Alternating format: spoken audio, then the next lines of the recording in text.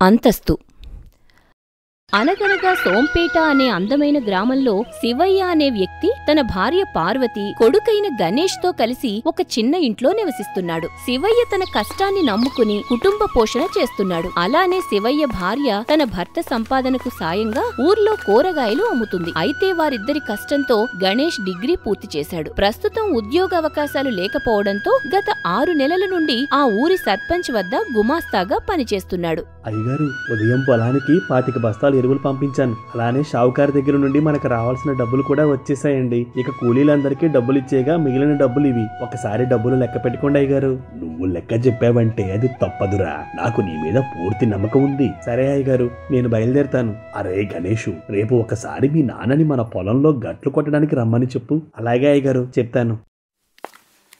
గణేష్ అక్కడి నుండి బజారుకు వెళ్లి ఇంట్లోకి కావలసిన సరుకులన్నీ తీసుకుంటాడు. ఆ తర్వాత గణేష్ ఇంటికి చేరుకునేసరికి అతని తల్లి వంటలు తయారు చేస్తుంది. సరిగ్గా చీకటి పడే సమయానికి శివయ్య ఇంటికి చేరుకుంటాడు. అప్పుడు వారు రోజు మొత్తంలో కష్టపడిన దానిలో కొంత డబ్బు ఒక హుండీలో వేస్తారు. నిజానికి ప్రస్తుతం ఉన్న ఇంటిని తీసేసి ఒక కొత్త ఇల్లు కట్టుకోవాలని వారి ఆశ. దానికోసం ఎన్నో ఏళ్ల నుండి డబ్బులు దాస్తున్నారు. నాన్న, రేపు సర్పంచ్ గారు పొలం పనికి రమ్మన్నారు. నువ్వు మర్చిపోకుండా వెళ్ళు. సర్లే, నేను వెళ్తాను గాని నువ్వు రేపు కొంచెం మన మాణిక్యం మావయ్యను పలకరించు.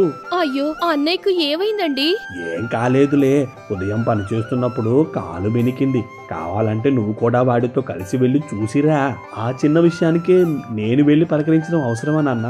మనం ఈ భూమి మీద ఎన్నాళ్ళు ఉంటామో తెలీదు. కనీసం ఈ ఉన్నన్ని రోజులు అందరితో మంచిగా ఉండాలిరా.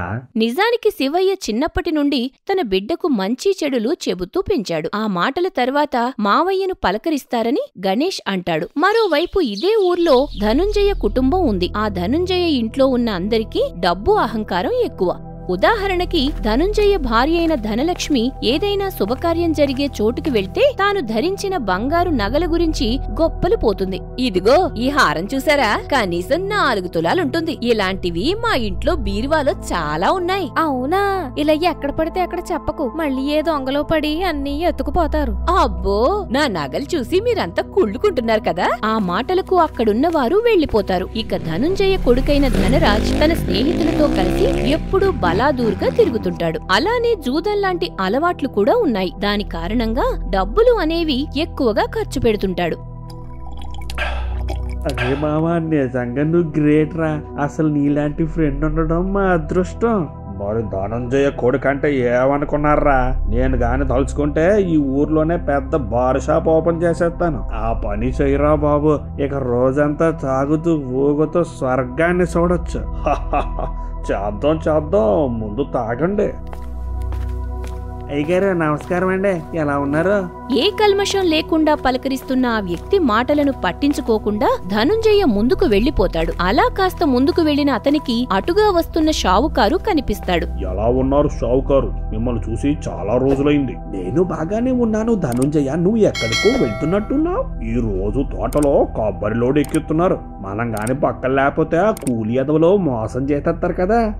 సరే వెళ్ళు, మనం మళ్ళీ కలుద్దాం. నిజానికి డబ్బు వ్యత్యాసం వల్ల ముందు ప్రేమగా పలకరించిన వ్యక్తిని పట్టించుకోకుండా ఈ షావుకారుతో మాట్లాడటం జరిగింది. ఇలాంటి స్వభావాలు ఉంటున్న వారి మధ్యలో కావేరి అనే అమ్మాయి ఉంటుంది. ఆమె ఇతరులకు సాయం చేస్తూ అందరూ ఒక్కటే అనే భావనతో మెలుగుతుంది. దాంతో గ్రామస్తులందరికీ కావేరి మీద ఒక మంచి అభిప్రాయం ఉంది. కాకపోతే ఈ విషయం ధనుంజయకు అస్సలు నచ్చదు.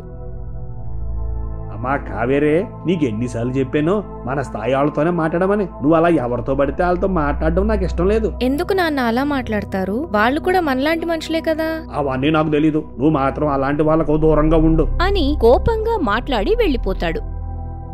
ఇకపోతే ఈ 2 విభిన్న కుటుంబాల ఇల్లులు పక్కపక్కనే ఉంటాయి. అలా రోజులు గడుస్తూ ఉండగా ఒక ఆదివారం రోజున గణేష్ ఒంటరిగా ఇంటి నుండి బయలుదేరుతాడు. చివరిగా గణేష్ మనుషుల సంచారం తక్కువగా ఉండే చోటు వద్దకు చేరుకుని ఎవరికోసమో ఎదురు చూస్తున్నాడు. ఆ తర్వాత కాసేపటికి ఒక అమ్మాయి నడుచుకుని వస్తుంది. ఆ అమ్మాయి మరెవరో కాదు, కావేరి. నిజానికి వీరిద్దరూ చదువుకున్న రోజుల నుండి ప్రేమించుకుంటున్నారు. కాకపోతే ఇంట్లో వాళ్లకు చెప్పే ధైర్యం లేక ఇలా చాటుగా కలుసుకుని మాట్లాడుతున్నారు. మాట్లాడుకుంటున్నారు. ఇంకా ఎన్ని రోజులు ఇలా దొంగచాటుగా కలుసుకోవాలి గణేష్? ఒకసారి మీ వాళ్లతో వచ్చి మన పెళ్లి గురించి మాట్లాడొచ్చు కదా. ఏమని మాట్లాడాలి కావేరి? మనం వరుసకు బావా మరదలమైనా సరే మా దగ్గర డబ్బు లేదని మీ నాన్న మమ్మల్ని దూరం పెడుతున్నాడు. అవన్నీ పాత విషయాలు గణేష్. నువ్వు ధైర్యం చేసి మాట్లాడిన రోజే మనం ఒకటవుతాం. సర్లే, నేనేదో ఒకటి చేస్తాను, నువ్వేం కంగారు పడకు. అలా వారిద్దరూ కాసేపు ఆ చోటులో మాట్లాడుకుని తిరిగి తమ ఇళ్లకు బయలుదేరి వెళ్లిపోతారు. మరోవైపు ధనరాజ్ రోజురోజుకి జూదాలకు వ్యసనమైపోతాడు. దానికి తోడు ఎన్నో డబ్బులు పోగొట్టుకున్నాడు. ఒకరోజు ఇదే విషయం గురించి బాధపడుతున్న సమయంలో తన స్నేహితుడు ధైర్యం చెబుతూ, నువ్వేం బాధపడకు మామా, జీవితంలో ఈ గెలుపోవటంలు అనేవి సాధ్యం రా. నేను ఎలాగైనా పోగొట్టుకున్న డబ్బు మొత్తం సంపాదించాలి. దానికి వేరే ఏదైనా దారుంటే చెప్పు.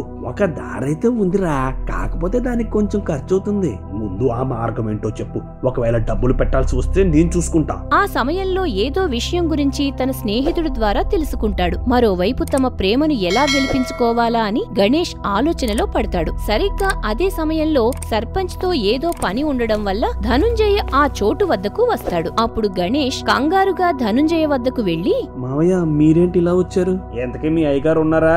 నేను ఆయనతో మాట్లాడాలి. మీరు వచ్చి కూర్చోండి మావయ్య, నేను వెళ్లి పిలుచుకుని వస్తాను. నువ్వు నన్ను పేరు పెట్టి పిలిచినా పర్లేదు కానీ మావయ్య అని పిలవద్దు. నాకు ఒళ్ళంతా తేళ్లు జర్లు పాకుతున్నట్టుంది. ఆ మాటకు గణేష్ బాధపడతాడు. అదే సమయంలో సర్పంచ్ ఆ చోటు వద్దకు వస్తాడు. ఆ తర్వాత వారిద్దరూ కాసేపు ఏదో విషయం గురించి మాట్లాడుకుంటారు. నిజానికి తన స్థాయి వేరని చెప్పడం కోసం ధనుంజయ అలా మాట్లాడాడు. అలా సర్పంచ్ తో మాట్లాడి ఇంటికి చేరుకున్న ధనుంజయతో అతని కొడుకు తన స్నేహితుడు చెప్పిన విషయం గురించి మాట్లాడతాడు. నాన్న, మన దగ్గర ఉన్న డబ్బును రెట్టింపు చేసే ఒక ఆలోచన ఉంది. మా స్నేహితుడు వాళ్లకు తెలిసిన బంధువులొకరు చందనం మొక్కల్ని పెంచారట. మనం గాని అందులో పెట్టుబడి పెడితే ఏడాది తిరిగేలోపు మన జాతకాలు మారిపోతాయి నాన్న.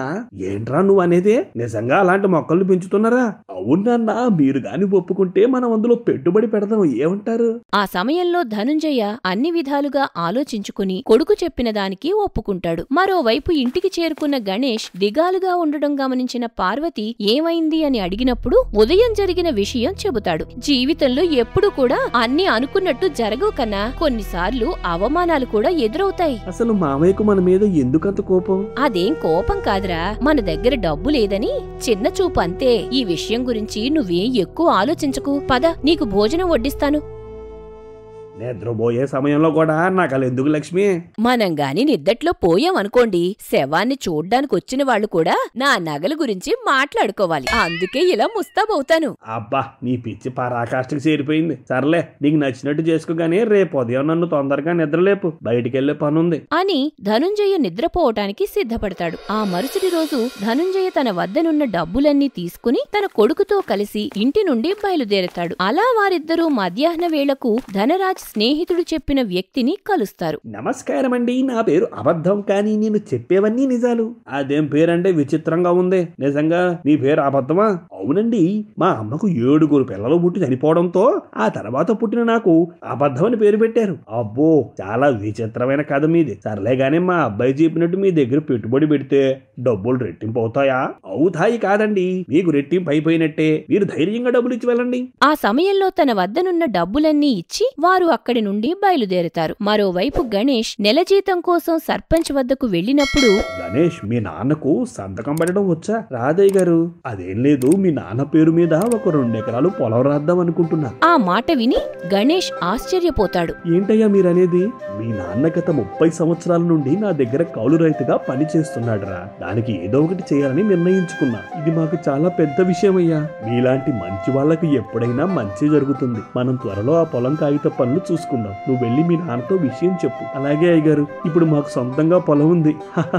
గణేష్ జీతం డబ్బులు తీసుకుని సంతోషంగా ఇంటికి వెళ్తాడు. ఆ తర్వాత తల్లిదండ్రులతో విషయం చెప్పగా వారు కూడా చాలా సంతోషిస్తారు. అలా 2 నెలల కాల వ్యవధిలో శివయ్య సొంతంగా తన పొలం సాగు చేసుకోవడం మొదలు పెడతాడు. ఈ విషయం తెలిసిన ధనుంజయ ఓర్వలేకపోతాడు. అలా కాలం గడుస్తుంది. అప్పుడు ఒకరోజు గణేష్ వాళ్ళు ఎప్పటిలా కలుస్తారు. ఎందుకలా మూతి ముడుచుకొని కూర్చున్నావు కావేరి? నాకు మా ఇంట్లో పెళ్లి సంబంధం సంబంధాలు చూస్తున్నారు గణేష్. నువ్వు ఇప్పటికీ మా వాళ్ళతో మాట్లాడలేకపోతే మనం విడిపోవడమే మంచిది. అలా మాట్లాడు కావేరి, నేను ఏదో ఒకటి చేసి 2 రోజుల్లో మీ ఇంటికి వచ్చి మాట్లాడతాను, సరేనా?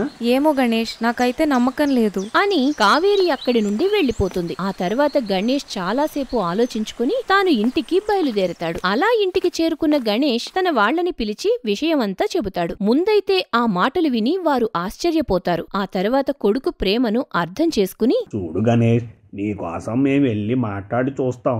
ఒకవేళ ఒప్పుకోకపోతే నువ్వేం పిచ్చి పనులు చేయకూడదు, సరేనా? అలాగే నాన్న, మీరు ఎలా చెప్తే అలాగే వింటాను. ఆ మరుసటి రోజు శివయ్య తన భార్యతో కలిసి ధనుంజయ ఇంటికి వెళ్తాడు. అప్పుడు ధనుంజయ వాళ్ళని ఆశ్చర్యంగా చూస్తాడు.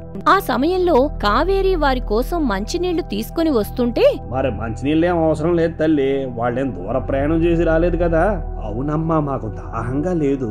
ఎంతకీ మీరున్నట్టుండి మా ఇంటికి వచ్చిన విశేషం ఏంటో చెప్పలేదు. అదే అన్నయ్య, మా అబ్బాయి గణేష్ తెలుసు కదా మీకు, వాడికి మీ అమ్మాయిని అడుగుదామని వచ్చాం.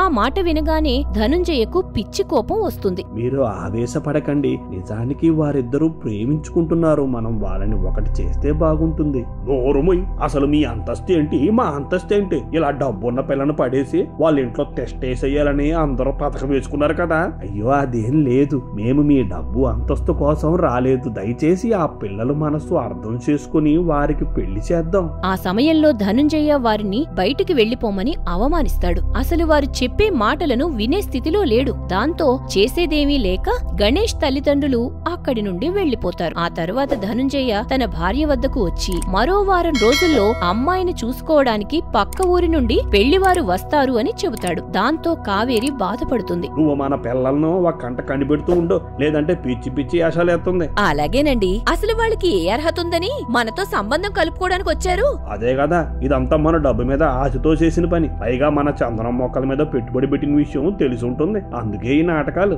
మరోవైపు గణేష్ బాధగా తన ఇంట్లోనే ఉంటాడు. సరిగ్గా వారం రోజుల తర్వాత పక్క ఊరి నుండి కావేరిని చూసుకోవడం కోసం పెళ్లి సంబంధం వస్తుంది. అలా వారి మధ్య మాటలు అనేవి జరుగుతాయి. అదే విధంగా అబ్బాయికి పిల్ల నచ్చింది అనడంతో కనీసం మాట వరుసకు కావేరిని తన ఇష్టం గురించి అడగరు. చూడండి బావగారు, మనం వీలైనంత త్వరగా పెళ్లి చేసేద్దాం.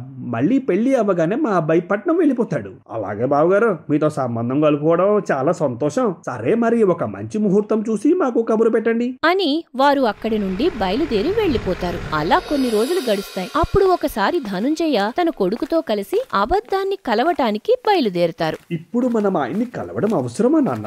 మన పెట్టుబడికి డబ్బులు ఇచ్చిన 6 నెలలు అవుతుంది. కనీసం పనులు ఎక్కడి వరకు వచ్చాయో తెలుసుకోవాలి కదా. అవును నిజమే నాన్న, ఈ పాటికి మన పేరు మీద మొక్కలు పెరుగుతుంటాయేమో కదా. అలా వారు మాట్లాడుకుని అబద్ధం ఉండే చోటు వద్దకు వెళ్తారు. ఆ సమయంలో అబద్ధం చుట్టుపక్కల ఎక్కడా కనిపించడు. ఆ తర్వాత అక్కడున్న వారిని అడిగినప్పుడు, ఇంకెక్కడ అబద్ధం అండి, అందరిని మోసం చేసి డబ్బులతో పారిపోయాడు. ఏంటయ్యా నువ్వు చెప్పేది? నిజంగా అబద్ధం డబ్బులతో పారిపోయాడా? అవునండి, మొన్న మధ్య రాత్రి దుకాణం ఎత్తేసాడు. పాపం మిమ్మల్ని చూస్తుంటే ఆడి బాధితుల్లాగా ఉన్నారు. అలా మోసపోయామని విషయం తెలుసుకున్న వాళ్ళు బాధగా అక్కడి నుండి వెళ్లిపోతారు. అసలు ఉన్నట్టుండి ఇంత డబ్బు పోవటం ధనుంజయ తట్టుకోలేకపోతాడు. ఆ తర్వాత ఊర్లో అందరికీ ఈ విషయం తెలుస్తుంది. మరోవైపు తన కూతురు పెళ్లి కోసం ఏం చెయ్యాలా అని ఆలోచనలో పడతాడు. అప్పుడు ఒకరోజు పెళ్లి కొడుకు వాళ్ల ఇంటికి వెళ్లి, ఏంటండి అన్నయ్య గారు చెప్పా పెట్టకుండా వచ్చారు? బహుశా పెళ్లి ముహూర్తం కుదిరి ఉంటుంది, ఆ విషయం చెప్పడానికి వచ్చారేమో. అవునా బావగారు? నేను మీతో ఒక ముఖ్యమైన విషయం చెప్పాలి బావగారు. మనం ఈ పెళ్లిని 1 ఏడాది తర్వాత చేద్దామా? ఎందుకండి, ఏమైనా ఇబ్బందా? ఆ సమయంలో తాను డబ్బులు పోగొట్టుకున్న విషయం చెబుతాడు. అప్పుడు మాటలన్నీ విన్న పెళ్లి కొడుకు తల్లిదండ్రులు ఆశ్చర్యపోతారు. చూడండి ధనుంజయ్ గారు, ఈ రోజుల్లో పెళ్లి పీటల వరకు వచ్చిన పెళ్లిళ్ళు ఆగిపోతున్నాయి. కాబట్టి మనం ఈ విషయంలో అన్ని మర్చిపోతే మంచిది. అవునండి, నిజం చెప్పాలంటే మీరు మా స్థాయికి సరిపోతారనే ఈ పెళ్లికి ఒప్పుకున్నాం. పైగా మీ అమ్మాయి గురించి కూడా ఊర్లో చాలా కథలే విన్నాంలేండి అని వెటకారంగా మాట్లాడడం జరుగుతుంది. ఎప్పుడైతే డబ్బు పోయింది అని చెప్పాడో వారి మాట తీరులో మార్పును గుర్తిస్తాడు. దాంతో బాధగా అక్కడి నుండి వెళ్లిపోతాడు. ఆ తర్వాత ఇంటికి చేరుకున్న ధనుంజయ తన వాళ్లకు విషయమంతా చెబుతాడు. అసలు వాళ్ళకి కొంచెం కూడా మనస్సాక్షి లేదా? ఇప్పుడు మన దగ్గర డబ్బు లేదని ముందనుకున్న మాటను పక్కన పక్కన పెట్టేస్తారా?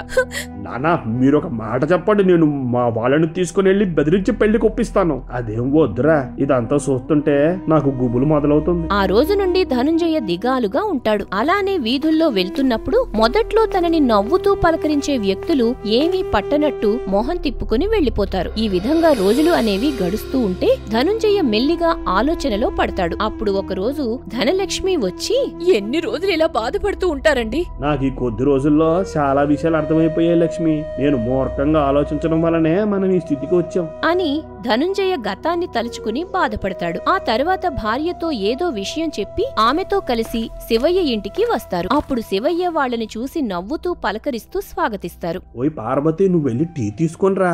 అవేవి వద్దు బావా, మీతో ఒక విషయం మాట్లాడాలని వచ్చాం.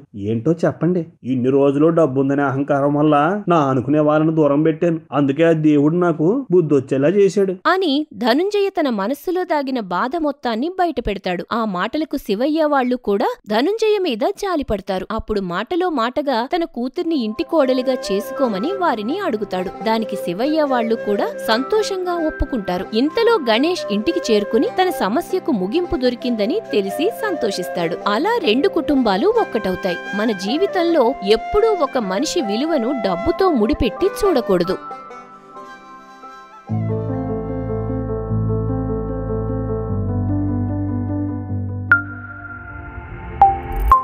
For more videos, please subscribe our channel.